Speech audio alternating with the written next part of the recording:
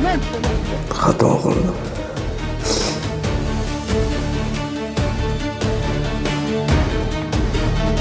Men ko'proq anonimni men bo'laman deb o'ylaganman. 210 kilo qo'lga olingan.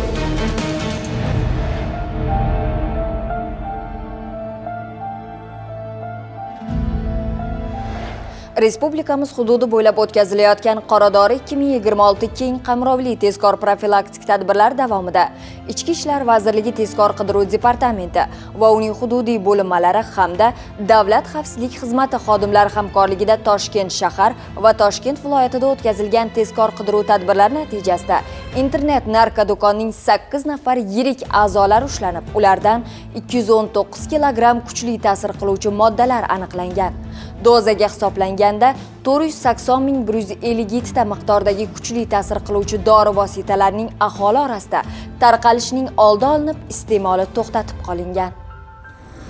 Telegram ijtimoiy tarmog'ida 2023-yildan buyon giyohvandlik vositalari noqonuniy muomalasi bilan shug'ullanib kelgan Muriddinov Jaloliddin qo'lga olindi. U oilasi bilan yashayotgan ijaradagi xonadonni narko omborga aylantirib, 200 kilogrammdan ortiq pregabalin va 10 kilogrammdan ortiq tropikamet kuchli ta'sir qiluvchi dori vositalarini o'tkazish maqsadida saqlab kelgani aniqlandi. Telegram narko do'konda yiliga 800 kilogrammgacha kuchli ta'sir qiluvchi dori vositalarini aholi orasida tarqatib kelgan hamda yashirin narkolaboratoriyalarni prekursorlar bilan ta'minlab turgan.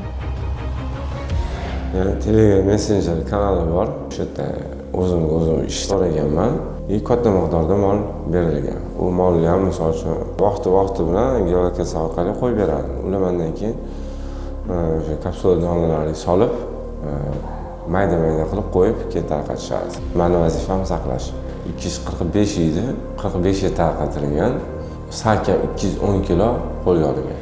Bundan tashqari u bir guruh shaxslardan iborat jinoiy to'daga boshchilik qilib, narko jinoiy guruh tuzishga muvaffaq bo'lgan. Kuchli ta'sir qiluvchi dori vositalarini tayyorlash uchun zarur bo'ladigan moddalarni jinoiy sheriklarga yetkazib, topshiriq bo'yicha ishlatgan. Guruh a'zolarini aniqlash maqsadida Toshkent viloyat Yuqori Chirchiq tumanida o'tkazilgan tezkor tadbirda ularga jinoiy sheriklik qilgan yana bir yigit ushlandi. Jinoiy harakatlarda omborchi sifatida ishlagan 1996-yilda tug'ilgan Islomov Shahzod Shavkat o'g'li yashash xonadoni va boshqaruvdagi avtomashinasi tekshirib ko'rilganda xonadonda narkolaboratoriya jihozlari hamda mashina yukxonasida 6 kilogramm pregabalin va 100 gramm tropikamet kuchli ta'sir qiluvchi dori vositalari borligi aniqlanib, protsessual tartibda rasmiylashtirib olindi. 900 mingta dona qilib, har bitta kapsulani общий paketga yig'ib, keyin bitta joyga tashlab beriladi bo'ldi. O'tdan kelgan kuryerlar olib ketishardi. Jinoiy to'daning barcha ishtirokchilarini qo'lga olishga qaratilgan tezkor tadbir davom ettirilib, Toshkent viloyatida ularning yana bir qator a'zolari ushlandi. Jumladan Toshkent viloyatida yashovchi 1994-yilda tug'ilgan Qurbonov Asror Osim o'g'li. Uning ham vazifasi katta miqdorda kuchli ta'sir qiluvchi dori vositalarini saqlash bo'lgan. Yetakchisi Muriddinov Jaloliddin tashlab bergan geolokatsiyadan 3 kilogramm pregabalin va tropikamet hamda 500 dona tayyor kuchli ta'sir qiluvchi psixotrop moddalarni olgan vaqtda qo'lga olindi. Kirganimdan beri 3 marta lokatsiyadan narkotik tarqatish uchun olishga bordim. O'sha 3-chisida qo'lga tushdim.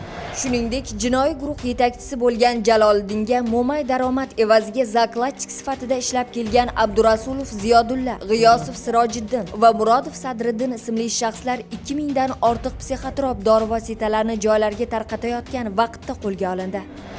Bitta mashina qilib, keyin bo'lib to'xtataman degan xayol bilan 2 yil o'tib ketib qoldi.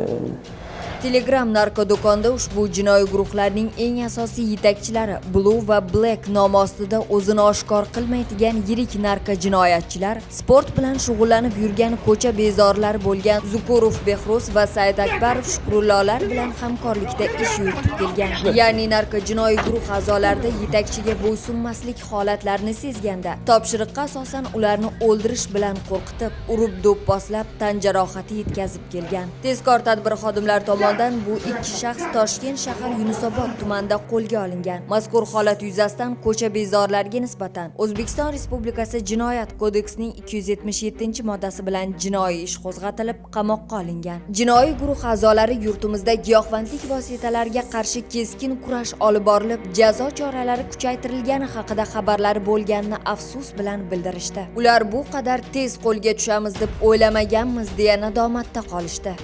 O'zi bilardim, oxirgi yillarda yurtboshimiz qattiq qarshi kirishib kelganlarini eshitib, Xuddi mana shunaqa menga o'xshab boshqalarning videosini men ham ko'rib kelganman. Tashlaganman. O'sha eng katta miqdorda 20 yildan berishligini ham bilaman. Yo'l oxiri baribir topishar. Men 2 kun 3 kun ishlab ketgan taqdirda baribir topishar. Qilgan ishim uchun baribir qachondir javob beradi. Siz ko'rib turgan bu kimsalar qanchadan qancha yoshlarni zahri qotil vositalar bilan zaharlanishiga sabab bo'ldi. Boshqalarning ham hayotini o'ziniki kabi zulmat domiga tushirib, oxiri o'lim yoki 20 yilgacha qamoq jazosi bo'lgan tubsiz yo'lga chorlagan. Ama o'zim hayotimda o'zi dash tasavvur qilishim. Ha shu panjaraning ortida. Afsuslanaman. jinoyat oldida jazo muqarrarligini anglab yetdimda, men bir narsaga olmayman bu narsaga. Shundan to'g'risi yuragim ezilib ketdi. Men ko'proq anonimni men bo'laman deb o'ylaganman. Kalta o'ylaganman. O'shanga juda qattiq afsusdaman. Judayam qilganimdan afsusdaman. Yer yorilib, yerga kirib ketmadim. Bu to'g'ri yo'l emas. Ertaga menga o'xshab afsuslanib, ham o'tirgan o'sha kech bo'ladi. Kechirishlaringiz so'radim. Xato qildim.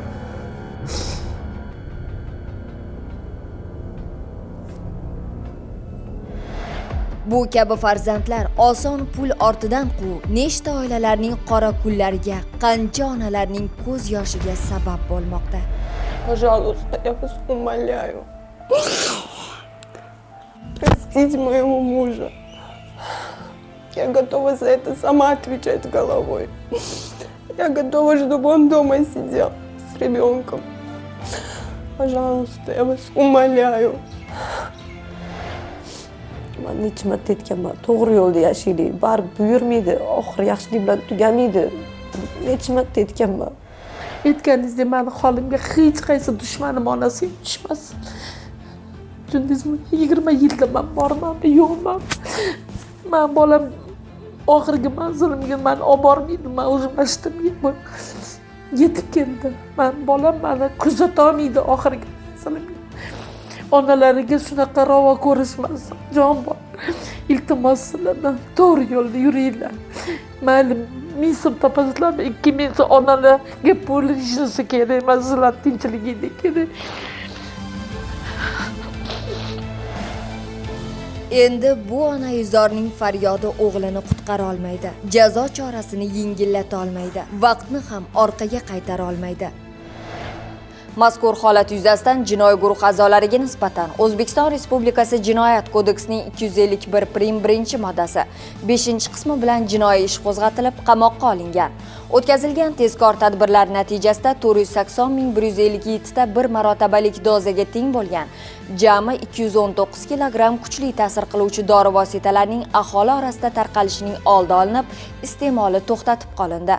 Bugun asosiy masala narkotrafikni to'xtatish, internet orqali tarqatish kanallarni yopish, yashirin narkolaboratoriyalarni yo'q qilish va eng muhimi, aholi genofondini giyohvandlikdan asrashdir.